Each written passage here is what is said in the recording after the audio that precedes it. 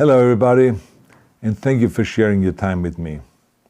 I'm sending this message through various different channels to reach my dear Russian friends and the Russian soldiers serving in Ukraine. I'm speaking to you today because there are things that are going on in the world that are being kept from you, terrible things that you should know about. But before I talk about the harsh realities, let me just tell you about the Russian who became my hero. In 1961, when I was 14 years old, a very good friend of mine invited me to come to Vienna and to watch the World Weightlifting Championships. I was in the audience when Yuri Petrovich Vlasov won the World Championship title, becoming the first human being to lift 200 kilograms over his head. And somehow a friend of mine got me backstage. All of a sudden there I was, a 14-year-old boy, standing in front of the strongest man in the world. I couldn't believe it. He reached out to shake my hand. I still had a boy's hand. He had this powerful man's hand that swallowed mine. But he was kind, and he smiled at me. I will never forget that day.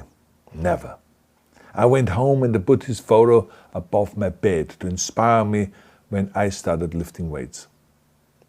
My father told me to take down that picture and to find a German or an Austrian hero.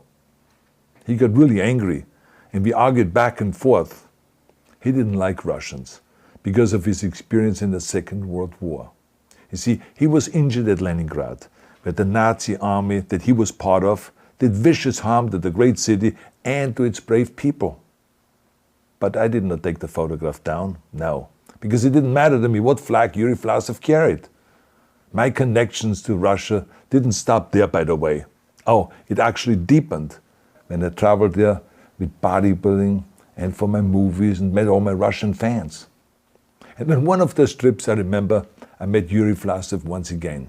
It was in Moscow during the filming of Red Heat, which was the first American movie allowed to film in Red Square. Now, he and I spent the whole day together. He was so thoughtful, so kind, and so smart, and, of course, very giving. He gave me this beautiful blue coffee cup. And ever since then, I've been drinking my coffee out of every morning. Now, the reason why I'm telling you all of those things is that ever since I was 14 years old, I've had nothing but affections and respect for the people of Russia. The strength and the heart of the Russian people have always inspired me. And that is why I hope that you will let me tell you the truth about the war in Ukraine and what is happening there. No one likes to hear something critical of the government, I understand that. But as a longtime friend of the Russian people, I hope that you will hear what I have to say. And may I remind you that I speak with the same heartfelt concern as I spoke to the American people when there was an attempted insurrection on January 6th last year, when a wild crowd was storming the US Capitol, trying to overthrow our government. You see, there are moments like this that are so wrong, and then we have to speak up. And this is exactly the same with your government. I know that your government has told you that this is a war to denazify Ukraine. Denazify Ukraine? This is not true. Ukraine is a country with a Jewish president, I might add, whose father's 3 brothers were all murdered by the Nazis. You see, Ukraine did not start this war. Neither did nationalists or Nazis. Those in power in the Kremlin started this war. This is not the Russian people's war. No. As a matter of fact, let me tell you, what you should know is that 141 nations at the UN voted that Russia was the aggressor and called for it to remove its troops immediately. Only 4 countries in the entire world voted with Russia. That is a fact. See, the world has turned against Russia because of its actions in Ukraine. Whole city blocks have been flattened by Russian artillery and bombs, including a children's hospital and a maternity hospital. 3 million Ukrainian refugees, mainly women, children, and elderly, fled their country, and many more are trying to seek to get out. It is a humanitarian crisis. Because of its brutality, Russia is now isolated from the society of nations. You're also not being told the truth about the consequences of this war on Russia itself. I regret to tell you that thousands of Russian soldiers that have been killed. They have been caught between Ukrainians fighting for their homeland and the Russian leadership fighting for conquest. Massive amounts of Russian equipment have been destroyed or abandoned. The destruction that Russian bombs are raining down upon innocent civilians has so outraged the world that the strongest global economic sanctions ever taken have been imposed on your country. Those who don't deserve it on both sides of the war will suffer. The Russian government has lied not only to the citizens, but to its soldiers. Some of the soldiers were told they were going to fight Nazis. Some were told that the Ukrainian people would greet them like heroes, and some were told that they were simply going on exercise. They didn't even know that they were going into war. And some were told that they were there to protect ethnic Russians in Ukraine. None of this is true. The fact is that Russian soldiers have faced fierce resistance from the Ukrainians who want to protect their families and their country. When I see babies being pulled out of ruins, I think that I'm watching a documentary about the horrors of the Second World War, not the news of the day.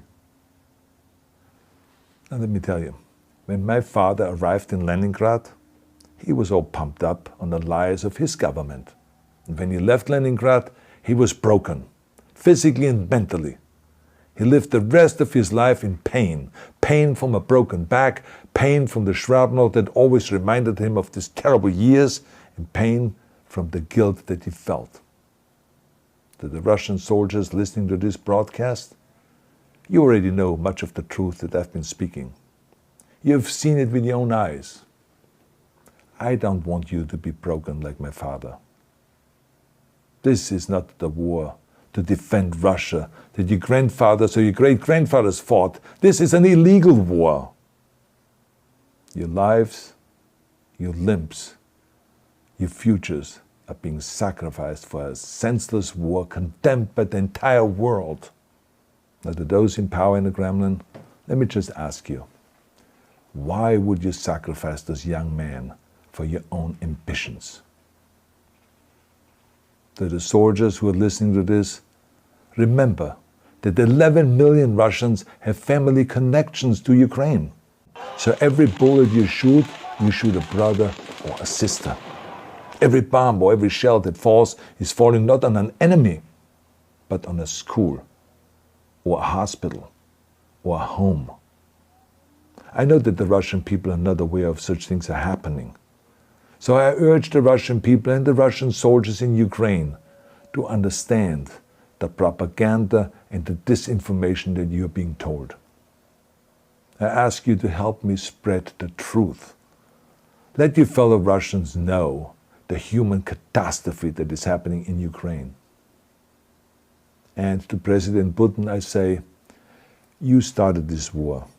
You are leading this war. You can stop this war. Now, let me close with a message to all of the Russians who have been protesting on the streets against the invasion of Ukraine. The world has seen your bravery. We know that you have suffered the consequences of your courage. You have been arrested, you have been jailed, and you have been beaten. You are my new heroes. You have the strength of Yuri Petrovich Vlasov. You have the true heart of Russia. My dear Russian friends, may God bless you all.